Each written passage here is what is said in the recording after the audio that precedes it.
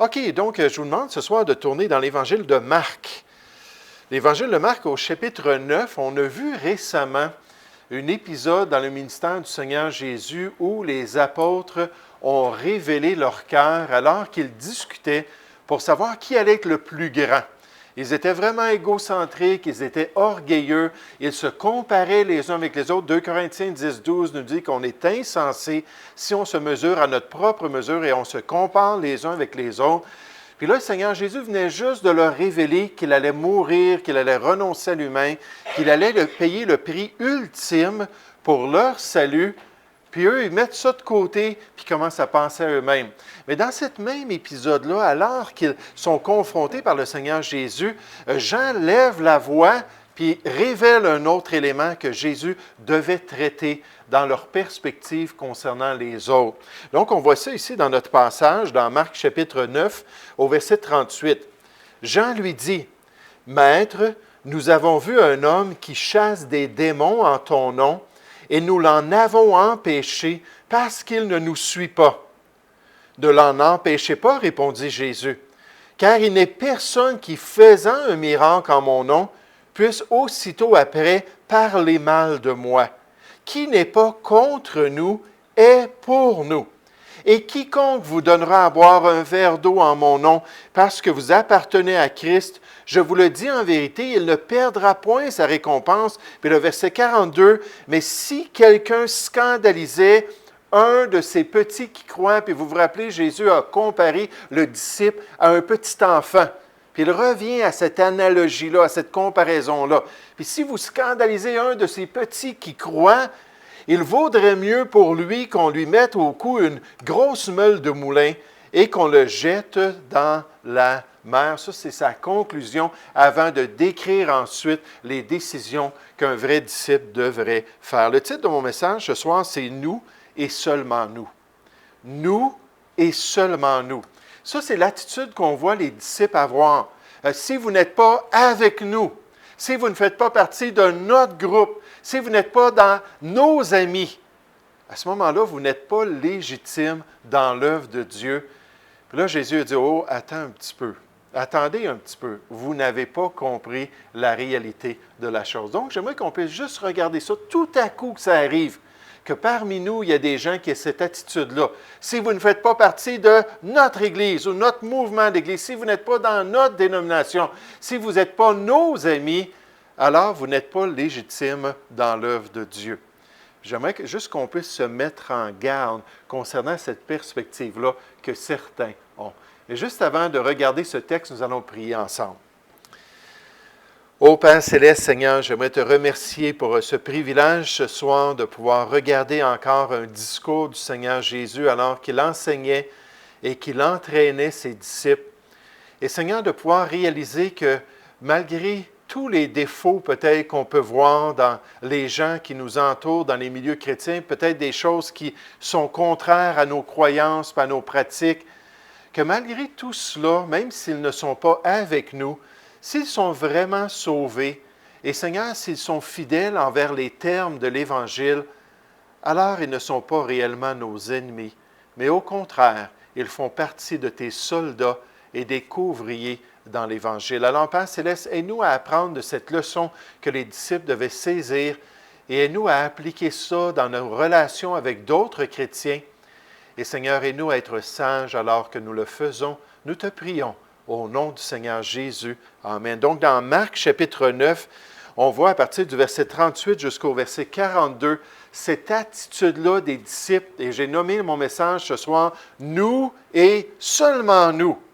Et comme on se sent fier quand on dit cela, comme on se sent important, nous, on est les vrais disciples du Seigneur. Nous, on est vraiment bibliques. Nous, on est les seuls qui marchons dans les voies de Dieu. Le Seigneur Jésus voulait redresser cette perspective-là. Puis remarquez le contexte ici. On voit le rejet d'un exorciste. Le rejet d'un exorciste. Le rejet de celui qui est en train d'accomplir un ministère similaire aux apôtres.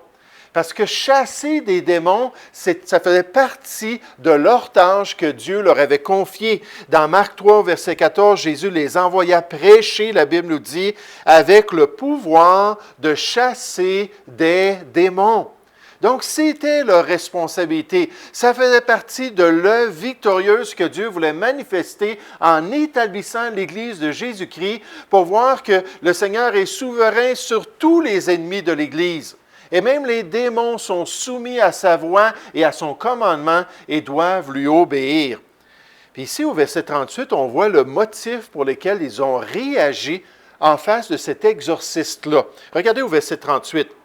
Jean lui dit, ils viennent d'avoir cette conversation-là, Jésus vient de leur parler de l'humilité puis d'avoir la bonne perspective. Puis là, Jean lui dit, « Maître, nous avons vu un homme qui chasse des démons en ton nom et nous l'en avons empêché parce qu'il ne nous suit pas. » Ici, remarquez que leur motivation, c'est que cet homme-là, c'était un ouvrier indépendant de leur groupe. C'était quelqu'un qui n'était pas associé avec eux. C'était quelqu'un qui est en train d'accomplir des choses sans marcher dans leur voie. Il ne nous suit pas et non pas il ne te suit pas. Puis Jésus aurait pu dire, écoutez, vous n'avez pas compris la réalité de la chose. Parce que ce n'est pas vous qui êtes important, c'est moi qui est important. Et c'est leur relation avec moi qui va faire toute la différence. Mais c'est comme si ici les apôtres étaient en train de dire, s'il n'est pas avec nous, il n'est pas légitime.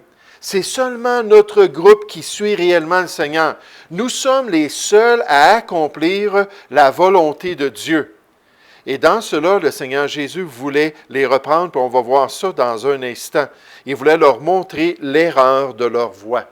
Puis comme vous allez voir dans un instant, il semble que cet homme-là était légitime en tant qu'exorciste. Non seulement il utilisait le nom du Seigneur, puis des fois, il y a des gens dans le Nouveau Testament qui utilisaient le nom du Seigneur Jésus pour chasser des démons, et ils n'étaient pas des disciples du Seigneur Jésus. On se souvient dans le livre des Actes, les 7 fils de Séva qui s'en allaient, c'étaient des Juifs, fils d'un souverain sacrificateur, et qui chassaient des démons, mais ils n'avaient aucune autorité, même s'ils utilisaient le nom de Jésus. Ce n'est pas une formule magique, là, le nom du Seigneur Jésus. Quand on utilise son nom, c'est parce qu'on est en train d'accomplir son plan et on le fait selon son autorité et son appel. Mais là, Jésus, vous allez voir, il dit, cet homme-là était légitime. Dans Matthieu chapitre 7, il dit au verset 22 que des gens vont se présenter devant lui un jour, devant le grand trône blanc, puis ils vont dire, Seigneur, Seigneur, n'avons-nous pas chassé des démons en ton nom? Puis là, Jésus va dire, éloignez-vous de moi, je ne vous ai jamais connu. Puis ils auront chassé des démons, mais pas par la puissance de Dieu et pas légitimement par le nom de Jésus. Ça sera juste une façade, une apparence de piété. Mais donc, il y a des faux exorcistes qui utilisent le nom du Seigneur Jésus d'une manière qui n'est pas légitime. Regardez un exemple de vrais exorcistes dans Luc chapitre 11. Luc chapitre 11. Lorsque le Seigneur Jésus confronte ceux qui ont appelé ces miracles des miracles qui venaient du malin. Là, il leur dit, écoutez, là, vous venez de traverser une ligne et c'est un péché qui est impardonnable, c'est une condamnation automatique de qui vous êtes. Mais Jésus va révéler quelque chose alors qu'il leur parle au verset 14. Luc chapitre 11, verset 14, Jésus chassa un démon qui était muet. Lorsque le démon fut sorti, le muet parla et la foule fut dans l'admiration. Mais quelques-uns dirent, et dans un passage parallèle, on apprend que c'était des dirigeants juifs, et dirent, c'est par Béelzébul, le prince des démons, qu'il chasse les démons. Puis là, vous vous rappelez la réponse du Seigneur Jésus, et d'autres, pour l'éprouver, lui demandèrent un signe venant du ciel. Comme Jésus connaissait leurs pensées, il leur dit, tout royaume divisé contre lui-même est dévasté, et une maison s'écroule sur une autre. Si donc Satan est divisé contre lui-même, comment son royaume subsistera-t-il, puisque vous dites que je chasse les démons par Béelzébul? Et si moi, je chasse les démons par Béelzébul, vos fils, par qui les chassent-ils? C'est pourquoi ils seront eux-mêmes vos juges. Donc, il semble que ces dirigeants-là aient eu parmi leurs fils de vrais disciples qui étaient en mesure de chasser des démons par le doigt de Dieu, par le Saint-Esprit de Dieu. C'est ce que Jésus continue en disant au verset 20. « Mais si c'est par le doigt de Dieu que je chasse les démons, le royaume de Dieu est donc venu vers vous. Lorsqu'un homme fort et bien armé garde sa maison et ce qu'il possède est en sécurité, mais si un homme plus fort qui lui survient et le dompte et lui enlève toutes les armes dans lesquelles il se confiait et il distribue ses dépouilles, celui qui n'est pas avec moi est contre moi, et celui qui n'assemble pas avec moi disperse. Mais vos fils, par qui chasse-t-il des démons? » Mais ici, on voit le rejet de cet exorciste-là. Et la motivation, ce n'était pas qu'il n'était pas en mesure de le faire. Il chasse des démons en ton nom. Mais le problème, c'est qu'il n'est pas associé avec nous. Maintenant, le Seigneur Jésus prend le temps d'enseigner ses disciples concernant la réalité de serviteurs indépendants. Des serviteurs indépendants des apôtres. Pendant toutes les années du ministère du Seigneur Jésus, il a prêché la repentance et la foi dans l'Évangile. Puis on ne montre pas vraiment des fruits, on ne montre pas des conversions comme on le voit pendant la période des actes. Là, il y a des conversions qui sont très claires, puis ça. Même Nicodème, des fois, les gens disent, oui, mais il a entendu, il faut que vous naissiez de nouveau. Puis là, les gens disent, oui, mais Nicodème a été sauvé. C'est dur à savoir s'il a été sauvé. Il a aidé Jean d'Arimathée à descendre le corps de Jésus puis l'embaumer. Mais est-ce qu'il était vraiment un disciple? Il voulait s'associer à un disciple du Seigneur. Mais est-ce qu'il avait fait ce choix-là? On ne voit pas beaucoup de fruits, mais ça ne veut pas dire qu'il n'y avait pas de fruits. Et c'est possible qu'il y ait eu des gens qui ont été sauvés pendant le ministère du Seigneur Jésus et qui ont commencé indépendamment des apôtres à accomplir son œuvre, puis à suivre l'appel de Dieu pour leur vie. Et cet homme-là était un de ceux qui avaient cette justification-là sur son œuvre. Mais remarquez ces serviteurs qui sont indépendants, mais qui étaient légitimes, qui étaient en accord avec le plan divin et qui faisaient partie des soldats de Christ, même s'ils étaient inconnus des apôtres. Verset 39, toujours dans Marc chapitre 9, au verset 39. Jésus, après qu'on ait dit ça, nous l'avons empêché, nous l'avons vraiment, on a fait tout pour qu'il arrête de faire cela. Jésus répond, « Ne l'en empêchez pas, répondit Jésus, car il n'est personne qui, faisant un miracle en mon nom. » Donc là, ce n'est pas par apparence, là. Ce n'est pas les fils de Séva, puis ce n'est pas ces gens-là qui vont dire « Seigneur, Seigneur » dans l'éternité.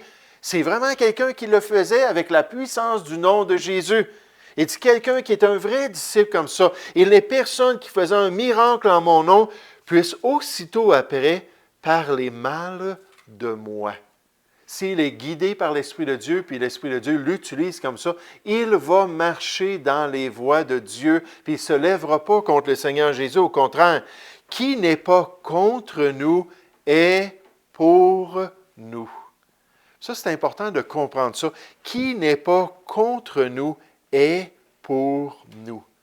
Puis pour les apôtres, ils ne devaient pas s'opposer à des gens sans savoir quelle vraie relation ils avaient avec Dieu. C'est un peu comme la parabole dans Matthieu chapitre 13, la parabole de l'ivraie et du bon grain. Puis vous vous rappelez, quand les ouvriers ont vu qu'il y avait de l'ivraie, ça commençait à se manifester assez que là, on voyait une distinction entre l'ivraie et le bon grain. C'était difficile à voir, mais ceux qui avaient des bons yeux voyaient qu'il y avait quelque chose qui n'allait pas. Il y avait des mauvaises herbes parmi la récolte. Ils ont dit, « Veux-tu que nous allions l'arracher? » Puis là, le Seigneur Jésus a dit non. Il dit, de peur de déraciner le blé avec l'ivraie. Puis des fois, on pense être capable de faire cela. Distinguer entre un vrai chrétien et un faux chrétien. Distinguer entre un vrai disciple et un faux disciple. Mais il y a des fois que la ligne est tellement mince qu'on n'a pas ce discernement-là. Et la Bible nous promet que Dieu connaît ceux qui lui appartiennent. Puis on devrait laisser ces décisions-là au Seigneur. Chacun de nous, on va rendre compte à Dieu pour nous-mêmes. Puis laisser ces gens-là qui sont indépendants de notre Église, laisser ces gens-là qui sont indépendants de nos milieux, laisser ces gens-là accomplir l'œuvre de Christ. Puis un exemple de ça dans les Écritures, c'est Saul de Tarse, le grand persécuteur de l'Église. Puis les apôtres, ils ne faisaient pas partie du groupe, Puis à un moment donné, ils ont appris que quelque chose s'était produit dans leur vie, mais il a fallu qu'ils soient confrontés avec cette réalité-là, que Jésus sauve même en dehors de notre groupe, même en dehors des apôtres, même en dehors de l'Évangile qui venait de l'Église officielle à Jérusalem. Jésus était capable de travailler autrement, toujours par l'Évangile et la vérité du salut, par contre, mais pour sauver une personne. Vous allez voir à quoi je veux en venir dans un instant. Mais regardez avec moi Saul de Tarse dans Actes chapitre 9. Actes chapitre 9, c'est le Seigneur Jésus lui-même qui l'a confronté. Puis ensuite, c'est un frère de l'Église d'Antioche qui est allé lui parler, Ananias, qui est allé concrétiser la vérité de l'Évangile. Puis finalement, il a fait son choix. Puis il est devenu un chrétien, il s'est fait baptiser, il a commencé à prêcher l'Évangile, il a commencé à confondre les Juifs, il a commencé à atteindre les païens. Puis il a commencé à servir le Seigneur, mais étant totalement étranger de l'Église principale, l'Église de Jérusalem. Puis il a fallu un rapprochement pour que ça puisse devenir une réalité pour les apôtres. Au verset 23, Actes chapitre 9, verset 23, au bout d'un certain temps, les Juifs se concertèrent pour le tuer, et leur complot parvint à la connaissance de Saul. On gardait les portes jour et nuit afin de lui ôter la vie. Mais pendant une nuit, les disciples le prirent et le descendirent par la muraille dans une corbeille. Wow, tout un ascenseur.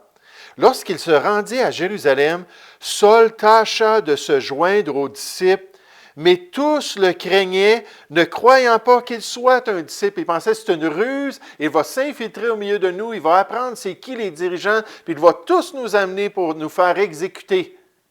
Pourquoi? Parce que ce n'était pas eux qui avaient travaillé avec Saul de Tarse, ce n'était pas eux qui l'avaient évangélisé. Ils ne faisaient pas partie de leur Église. Puis de croire que vraiment un étranger puis un inconnu comme ça puisse servir le Seigneur, surtout avec sa réputation, c'était dur à croire. Puis là, remarquez au verset 27, on nous dit « Alors, Barnabas, l'ayant pris avec lui, le conduisit vers les apôtres et leur raconta comment sur le chemin, Saul avait vu le Seigneur qui lui avait parlé et comment à Damas, il avait prêché franchement au nom de Jésus. Il allait et venait avec eux dans Jérusalem. Donc là, il y a eu cette unité-là. Là, il y a eu cette fraternité-là. Il venait avec eux dans Jérusalem et s'exprimait en toute assurance au nom du Seigneur. Mais dans cette réalité-là d'une attitude des apôtres, non, nous et seulement nous, on voit qu'ils avaient rejeté un exorciste, quelqu'un qui faisait des miracles au nom du Seigneur. On voit que Jésus leur parle d'une réalité de personnes qui sont indépendantes de leur groupe, mais qui sont vraiment en train d'accomplir la volonté de Dieu. Puis enfin, Jésus leur présente le bon esprit qu'on devrait avoir envers tout croyant. Le bon esprit qu'on devrait avoir envers tout croyant. Même si quelqu'un ne fait pas partie de notre dénomination, même si quelqu'un ne fait pas partie de notre mouvement, même si quelqu'un est différent de nous, tant qu'il est légitime et tant qu'il n'a pas changé l'Évangile de Dieu. Puis comment est-ce qu'on devrait respecter une telle personne? C'est ce que Jésus va enseigner ici. Maintenant, ça ne nie pas le fait qu'il y a un besoin de séparation. Il y a un besoin de séparation selon certains termes des Écritures, puis on peut respecter un chrétien, mais ça ne veut pas dire qu'on va s'unir avec lui puis faire l'œuvre qu'il est en train de faire. S'il n'est pas en train de suivre tout ce que le Seigneur veut, bien à ce moment-là, il y a une place pour le respect, l'amour fraternel, mais mitigé dans le service de Dieu, et il y a une place pour la séparation d'après les Écritures. Donc, je ne suis pas en train de dire embrasser tous ceux qui se disent chrétiens, mais si on trouve vraiment quelqu'un qui a un beau témoignage du salut, qui n'est pas du tout de nos milieux, j'aimerais vous dire, moi, c'est ce qu'on fait. On fait des portes où on évangélise, puis quelqu'un disait, moi, j'ai connu Christ comme mon sauveur, puis moi, j'essaie de suivre la parole de Dieu, puis prêcher l'Évangile pour que les gens soient sauvés. Je vais dire, gloire à Dieu. Lâche pas, je suis content d'entendre ça. Mais ça ne veut pas dire que je vais aller m'unir à leur groupe, puis que je vais participer avec eux. Parce qu'il y a d'autres critères dans les Écritures, mais ce respect-là, verset 41, dans Marc chapitre 9, regardez le respect que le Seigneur Jésus a voulu inculquer. Il a dit, « Et quiconque vous donnera à boire un verre d'eau en mon nom, parce que vous appartenez à Christ. » Maintenant, ce n'est pas vous appartenez aux apôtres, ce n'est pas que vous êtes dans leur groupe, ce n'est pas que vous êtes en train de les suivre, Mais quand quelqu'un est vraiment à Christ, c'est vraiment une personne qui s'éclaire, son témoignage, il est sauvé.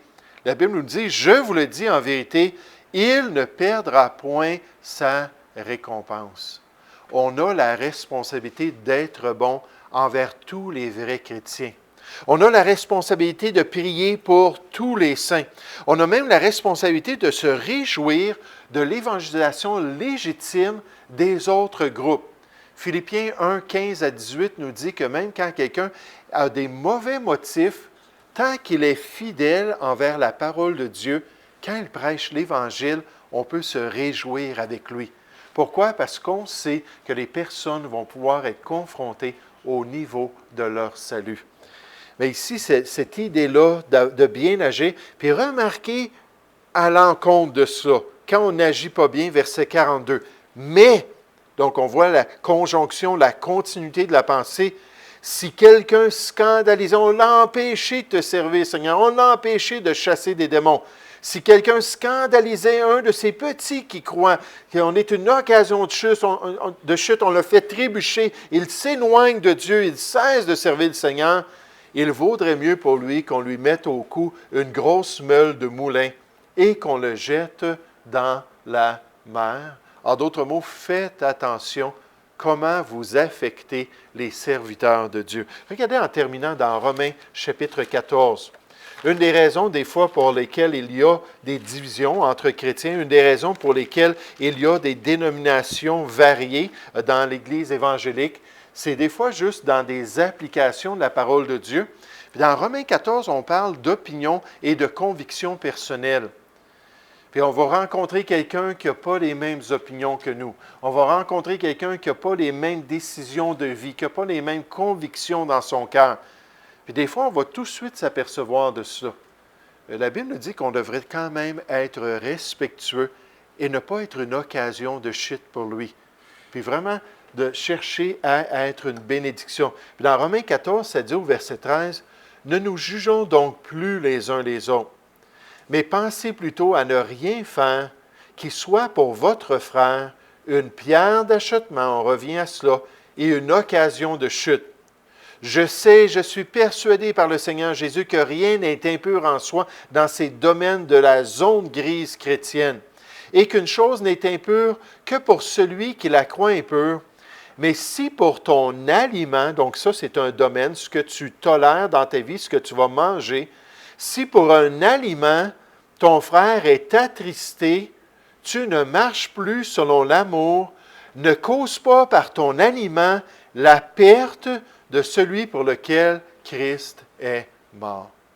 Puis moi, je suis le premier à confesser que quand quelqu'un n'a pas les mêmes croyances, là je parle des croyances majeures, n'a pas les mêmes manières de voir la vie de l'Église, n'a pas les mêmes manières de voir la sainteté pratique dans la vie du chrétien, puis toutes sortes de domaines pratiques, j'ai un peu plus de la difficulté envers une telle personne. Mais la parole de Dieu nous dit que c'est quand même un chrétien, son témoignage est clair de salut, et avec les influences qu'il a dans sa vie, il est resté quand même attaché au vrai sens de l'Évangile, ne pas trafiquer l'Évangile. À ce moment-là, on peut vraiment se réjouir qu'une telle personne est en train d'accomplir la volonté de Dieu. Les apôtres étaient trop centrés sur eux-mêmes.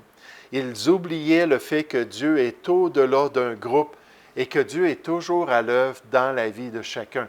L'Esprit de Dieu a été envoyé pour convaincre le monde et il va accomplir son plan dans ceux qui sont réellement des enfants de Dieu. Donc, on devrait toujours avoir du respect, de peur d'offenser notre Père céleste. On devrait toujours bien les traiter pour la gloire de Dieu. Nous allons prier ensemble. Merci, Père céleste, encore une fois, pour ta bonté. Merci pour ton amour. Merci pour ton plan parfait pour nous. Et Seigneur, merci même pour les dénominations chrétiennes. Il y a des valeurs, Père, il y a des croyances, il y a des pratiques qui sont soulignées par les différentes dénominations. Puis alors qu'on étudie les Écritures, alors qu'on examine ce qui t'est agréable, on doit trouver la dénomination qui est la plus biblique, qui est la plus en accord avec ton plan. Comme le Seigneur Jésus nous l'a dit, que celui qui demeure dans sa parole est vraiment son disciple.